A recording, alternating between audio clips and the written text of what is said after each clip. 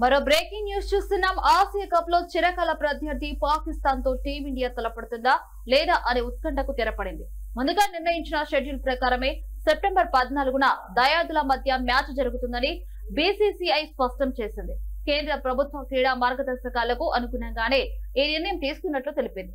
పహల్గాం ఘటన తర్వాత పాకిస్తాన్ తో క్రికెట్ సంబంధాలను పూర్తిగా తెంచుకోవాలని తీవ్ర స్థాయిలో డిమాండ్ వెల్లువెత్తాయి. ఈ నేపథ్యంలోనే యుఏఈ వేదికగా జరగనున్న ఆసియా కప్ లో భారత్ పాక్ మ్యాచ్ పై నీలి నీడలు కమ్ముకున్నాయి. ఈ సందిగ్ధత నడుమ ఆగస్టులో కేంద్ర ప్రభుత్వం క్రీడా విధానంపై నూతన మార్గదర్శకాలను జారీ చేసింది. దీని ప్రకారం శత్రు దేశాలతో ద్వైపాక్షిక సిరీస్ లు ఆడరాదని, అయితే ఆసియా కప్, ప్రపంచ కప్ వంటి బహుళ దేశాల టోర్నమెంట్లో మాత్రం పాల్గొనవచ్చని సూచించింది. ఆసియా కప్ మల్టీనేషనల్ ఈవెంట్ కావడంతో టీమిండియా ఆడేందుకు మార్గం సుగమమైంది.